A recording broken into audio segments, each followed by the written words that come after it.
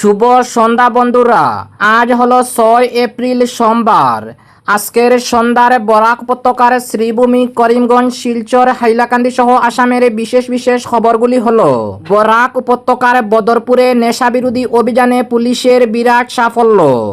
2 কোটি টাকার নেশাজাতীয় ইয়াবা ট্যাবলেট সহ আটক 2 পাচারকারী।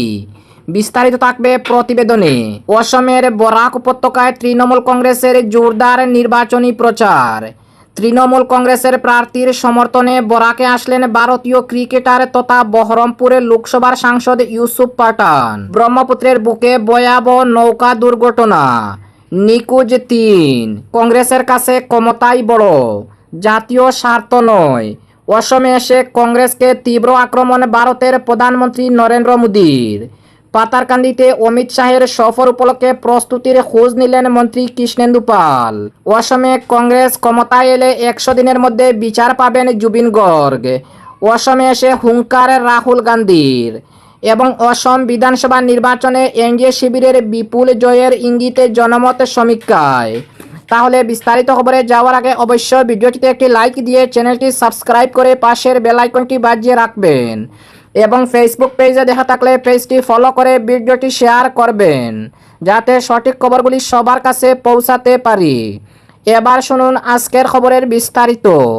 প্রথম খবর, বদরপুরে নেশাবিরোধী অভিযানে পুলিশের আবারও বিরাট সাফল্য। 2 কোটি টাকার নেশাজাতীয় ইয়াবা ট্যাবলেট সহ আটক 2 পাচারকারী। অসমে বিধানসভা নির্বাচনের মুখে মাদক বিরোধী অভিযানে আবারও উল্লেখযোগ্য সাফল্য অর্জন করল শ্রীভূমি, করিমগঞ্জ জেলার বদরপুর থানার পুলিশ। পুলিশের তৎপরতায় বিপুল পরিমাণে নেশার ইয়াবা ট্যাবলেট সহ 2 মাদক পাচারকারীকে গ্রেফতার করেছে পুলিশ। পুলিশ সূত্রে জানা গেছে, গোপন খবরের ভিত্তিতে রবিবার গভীর রাতে বদরপুর রেল স্টেশনের সামনে বিশেষ অভিযান পরিচালনা করা হয়। দীর্ঘ সময় নজরদারি চালানোর পর সন্দেহভাজন 2 ব্যক্তিকে আটক করে তল্লাশি চালানো হয়। সেই তল্লাশিতে উদ্ধার হয় বিপুল পরিমাণ নেশার ইয়াবা ট্যাবলেট। ধৃত 2 ব্যক্তি হল পাতারকান্দি থানা এলাকার বাসিন্দা আহমেদ হোসেন লস্কর এবং বাটাইয়া এলাকার আবু হোসেন। পুলিশ জানিয়েছে, তাদের কাছ থেকে প্রায় 10,000 পিস ইয়াবা ট্যাবলেট উদ্ধার করা হয়েছে, যার অনুমানিক কালোবাজারি মূল্য প্রায় 1 কোটি টাকা। প্রাথমিক তদন্তে গুরুত্বপূর্ণ তথ্য উঠে এসেছে। জানা গেছে, পাচারকারীরা সাইরং ট্রেন করে বদরপুরে আসে এবং সেখান থেকে মাদক সরবরাহের পরিকল্পনা করেছিল। তবে পুলিশের তৎপরতায় তাদের সেই পরিকল্পনা ভেস্তে যায় এবং তারা হাতে নাতে ধরা পড়ে যায়। পুলিশ আরও জানিয়েছে, এই চক্রটি দীর্ঘদিন ধরে আন্তজেলা মাদক পাচারের সঙ্গে যুক্ত থাকতে পারে। ধৃতদের জিজ্ঞাসাবাদ করে আরও বড় নেটওয়ার্কের সন্ধান পাওয়ার চেষ্টা চালানো হচ্ছে। এই ঘটনায় আরও কেউ জড়িত আছে কিনা তাও খতিয়ে দেখছে তদন্তকারী দল। উল্লেখযোগ্য, এই অভিযানে নেতৃত্ব দেন বদরপুর থানার ওসি তরঙ্গ পাটোয়ারি। তার সঙ্গে ছিলেন মালুয়া আউটপোস্টের ইনচার্জ শুভম কুমার পাল ও ট্রাফিক ইনচার্জ সুজিত সিনহা সহ অন্যান্য পুলিশ আধিকারিক ও কর্মীরা। তাদের সমন্বিত প্রচেষ্টায় এই সাফল্য সম্ভব হয়েছে বলে মনে করা হচ্ছে। অপরদিকে বরাক উপত্যকায় তৃণমূল কংগ্রেসের জোরদার নির্বাচনী প্রচার। এবার বরাক উপত্যকার তৃণমূল কংগ্রেসের প্রার্থীর সমর্থনে বরাকে আসলেন ভারতীয় ক্রিকেটার তথা বহরমপুরের লোকসভার সাংসদ ইউসুফ পাঠান। নির্বাচনের প্রচার যখন চূড়ান্ত পর্যায়ে পৌঁছেছে, তখন প্রচারের নতুন মাত্রা যোগ করতে আজ সকালে বরাক উপত্যকায় পৌঁছেছেন ভারতীয় ক্রিকেটার তথা বহরমপুরের লোকসভার সাংসদ ইউসুফ পাঠান। আজ সকাল 8:45 তিনি কুম্বিগ্রাম বিমানবন্দরে অবতরণ করেন।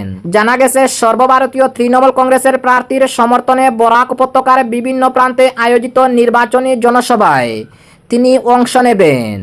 বিমানবন্দর থেকে শিলচরের উদ্দেশ্যে রওনা দেওয়ার পথে 115 নম্বর উদারবন্দে বিধানসভা এলাকার তৃণমূল কংগ্রেসের মুখ্য কার্যালয়ের সামনে তাকে উষ্ণ অভ্যর্থনা জানানো হয়। এ সময় উপস্থিত ছিলেন তৃণমূল কংগ্রেসের প্রার্থী তাপস দাস সহ দলীয় কর্মী ও সমর্থকরা। সংক্ষিপ্ত সময় সেখানে কাটিয়ে পুনরায় শিলচরের উদ্দেশ্যে রওনা দেন ইউসুফ পাঠান। এদিন শিলচরের সোনাই প্রার্থীর সমর্থনে রোড শো রয়েছে। অপরদিকে ব্রহ্মপুত্রের বুকে ভয়াবহ নৌকা দুর্ঘটনা, নিখোঁজ 3। অসমের মরিগাঁও জেলার ব্রহ্মপুত্র নদে এক মর্মান্তিক নৌ দুর্ঘটনার ঘটনা সামনে এসেছে। ময়রাবাড়ির নিকটবর্তী বোঝাইখাইটি এলাকায় যাত্রী বোঝাই একটি নৌকা ডুবে যায়। দুর্ঘটনার পর থেকেই ব্রহ্মপুত্রের জলে 3 জন ব্যক্তি নিখোঁজ রয়েছেন।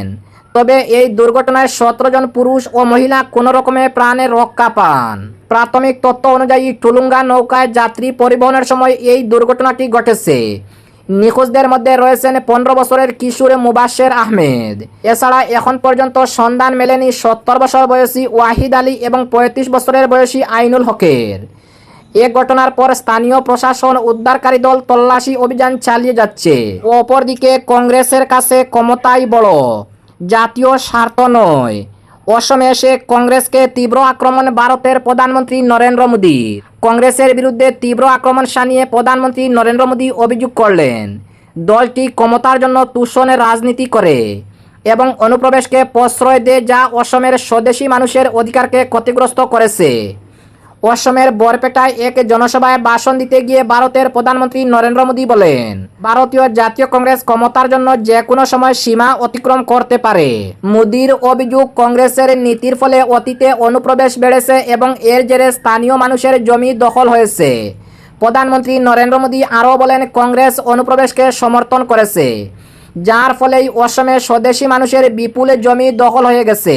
এর বিপরীতে ভারতীয় জনতা পার্টির নেতৃত্বাধীন সরকার কেন্দ্র ও রাজ্যে দৃঢ়ভাবে কাজ করেছে বলে দাবি করেন ভারতের প্রধানমন্ত্রী নরেন্দ্র মোদী। তার কথায়, অবৈধ দখল অনুপ্রবেশকারীদের বিরুদ্ধে কঠোর ব্যবস্থা নেওয়া হচ্ছে এবং স্থানীয় মানুষের অধিকার পুনরুদ্ধার করা হচ্ছে। মোদী আরও অভিযোগ করেন, অনুপ্রবেশের বিরুদ্ধে ব্যবস্থা নিলেই কংগ্রেস তার বিরোধিতা করে এবং অনুপ্রবেশকারীদের পাশে দাঁড়ায়। প্রধানমন্ত্রী সতর্ক করে বলেন, কংগ্রেস ক্ষমতায় ফিরলে অনুপ্রবেশকারীদের ভুক্তভোগী হিসাবে দেখানোর জন্য আইন আনার চেষ্টা করতে পারে, যাতে তাদের ভোট ব্যাংক অক্ষুণ্ণ থাকে। তিনি বলেন, তাদের কাছে ক্ষমতাই বড়, জাতীয় স্বার্থ, যা স্বদেশী মানুষের অধিকার নয়। অসমের ভোটারদের সতর্ক থাকার আহ্বান জানিয়ে মোদী বলেন, বিরোধীদের ভুল তথ্যের প্রচারে বিভ্রান্ত না হয়ে নিজের জমি, পরিচয় ও ভবিষ্যৎ রক্ষার কথা ভেবে ভোট দিতে হবে। তিনি শেষে বিজেপিকে সমর্থন করার আহ্বান জানান, যাতে অসমে অনুপ্রবেশের সমস্যার মোকাবিলা করে উন্নয়নের ধারাকে এগিয়ে নিয়ে যাওয়া যায়। অপরদিকে শ্রীভূমি করিমগঞ্জ জেলার পাতারকান্দিতে অমিত শাহের সফর। পাতারকান্দিতে অমিত শাহের সফর উপলক্ষে প্রস্তুতির খোঁজ নিলেন মন্ত্রী কৃষ্ণেন্দু পাল। অসম বিধানসভা নির্বাচনের শেষ পর্যায়ে এসে পাতারকান্দির রাজনৈতিক ময়দান কার্যত উত্তপ্ত হয়ে উঠেছে। কংগ্রেস ও বিজেপির পাল্টাপাল্টি শক্তি প্রদর্শনের মাঝে বাড়ছে উত্তেজনা। আর তারই কেন্দ্রে রয়েছে দেশের স্বরাষ্ট্রমন্ত্রী অমিত শাহের আসন্ন জনসভা, যাকে ঘিরে এলাকা জুড়ে তুঙ্গে জন উন্মাদনা। শেষ লগ্নের প্রচারে বিজেপির প্রার্থী তথা পাতারকান্দির দুবারের বিধায়ক ও শ্রীভূমির মন্ত্রী কৃষ্ণেন্দু পালের দিনভর একাধিক জনসভায় অংশ নিয়ে বিরোধীদের তীব্র আক্রমণ করেন। বিশেষ করে কংগ্রেস প্রার্থী কার্তিক সেনা সিনহা ও প্রাক্তন বিধায়ক মনিলাল গোয়ালাকে নিশানা করে তিনি বিভিন্ন ইস্যুতে সরব হন। গতকালের রবিবার পাতারকান্দির বিভিন্ন প্রান্তে অনুষ্ঠিত জনসভাগুলিতে উপচে পড়া ভিড় পরিলক্ষিত করা যায়। সাধারণ মানুষের সক্রিয় অংশগ্রহণ ও উচ্ছ্বাস নির্বাচনী পরিবেশকে আরও প্রাণবন্ত করে তুলেছে। গতকাল বিকেলে ইচাবিল হরিবাসরে অনুষ্ঠিত ঐতিহ্যবাহী 16 প্রহর হরিনাম সংকীর্তনে অংশ নিয়ে মন্ত্রী কৃষ্ণেন্দু পাল বক্তব্যে প্রার্থনা করেন এবং সকলের মঙ্গল কামনা করেন। তার উপস্থিতিতে অনুষ্ঠানে এক আবেগঘন পরিবেশের সৃষ্টি হয়। এরপরে বাজারিচড়ার কালাচড়ার লালমাটি এলাকায় পৌঁছে তিনি 7 এপ্রিল অনুষ্ঠিত হবে অমিত শাহের জনসভার প্রস্তুতি খতিয়ে দেখেন। জানা গেছে, সকালে 10টায় নির্ধারিত এই সভায় উপস্থিত থেকে অমিত শাহের দলীয় প্রার্থীর সমর্থনে ভোটের আহ্বান জানাবেন। সভাস্থল পরিদর্শন শেষে সাংবাদিকদের মুখোমুখি হয়ে মন্ত্রী কৃষ্ণেন্দু পাল বলেন, অমিত শাহজির আগমন আমাদের জন্য অত্যন্ত গুরুত্বপূর্ণ। তার উপস্থিতি নির্বাচনী প্রচারে নতুন গতির সঞ্চার করবে। তিনি সকলকে এই জনসভায় অংশগ্রহণ করার জন্য আহ্বান জানান। যদিও সাম্প্রতিক বৃষ্টিপাতের কারণে সভাস্থলের মাটি কর্দমাক্ত হয়ে পড়েছে, তবুও সমস্ত বাধা অতিক্রম করে অনুষ্ঠানে সফল করে জোর প্রস্তুতি চালাচ্ছেন দলীয় বিজেপির কর্মীরা। বাড়ি বাড়ি গিয়ে আমন্ত্রণ জানানো থেকে শুরু করে সাংগঠনিক তৎপরতা, সব ক্ষেত্রেই নজরকাড়া উদ্যোগ দেখা যাচ্ছে।